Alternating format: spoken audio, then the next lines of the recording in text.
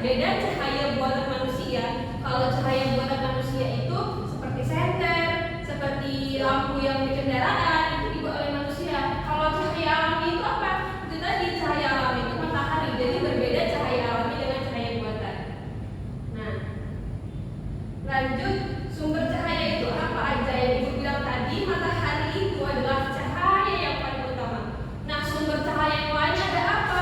Ada api, lilin, apa lagi? Lampu, obor juga termasuk sumber cahaya. Nah, sifat-sifat cahaya ini ada 5. Yang pertama, cahaya dapat merambat lurus. Yang kedua, cahaya dapat dipantulkan.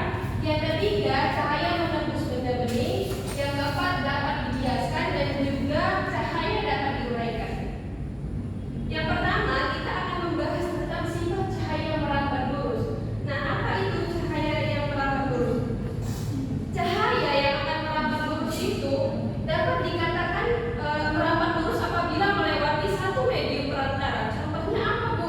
Ya, ketika cahaya matahari menembus ventilasi dinding atau jendela itu akan memerlukan itu akan membuat cahaya itu merambat lurus seperti senter misalnya. Senter itu ketika kita menyenterkan satu medium ke dinding itu akan merambat lurus. Nah, itu yang dikatakan dengan cahaya yang merambat lurus. Contohnya lain ketika kita menyalakan lampu, cahaya itu akan merambat lurus. Sementara itu di ruangan yang tertutup, dinding cahaya bisa masuk melalui celah yang ada seperti jendela.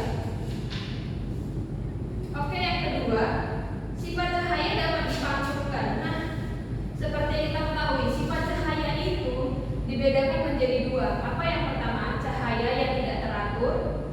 Yang kedua, cahaya yang teratur. Nah, kita akan membahas tentang cahaya yang teratur. Cahaya yang tidak teratur. Cahaya yang tidak teratur ini terjadi apabila suatu cahaya itu mengenai permukaan yang kasar dan juga tidak rata, seperti contohnya pantulan yang tidak beraturan. Nah, di sini Ibu ada gambar contoh pemantulan yang tidak teratur. Nah, di sini ini contoh pemantulan cahaya pada pohon. Seperti yang kita lihat, cahaya di sini tidak merambat lurus, tidak seperti senter. Dianya berantakan dan tidak rata. Itu dia cahaya pada pohon. Selanjutnya cahaya pada bebatuan.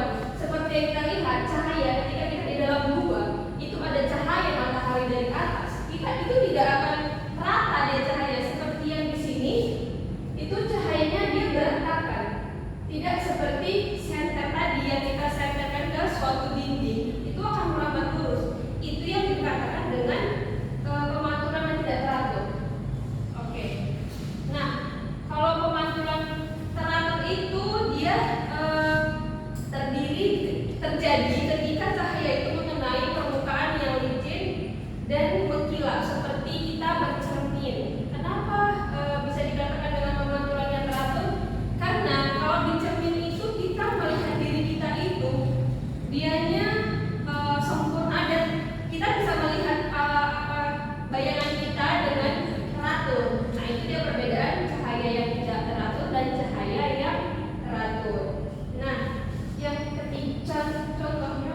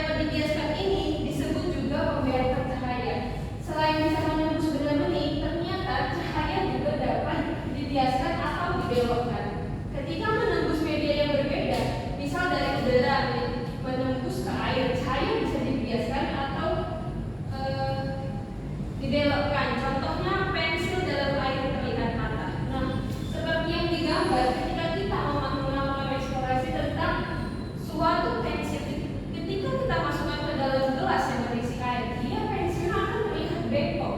Kenapa begitu, Bu? Ya, itu tadi yang dapat dikatakan dengan sifat cahaya yang dapat dibiaskan.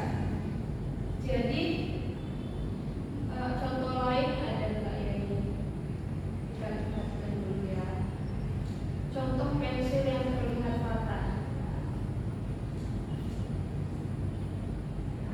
Nah ini, inilah dia, seperti inilah dia contoh pensil yang terlihat patah. Nah ini yang dijelaskan. Nah dia tidak lurus pensilnya, jadi dia berbelok. Itu tadi yang dapat cahaya dapat dibiaskan atau dibelokkan.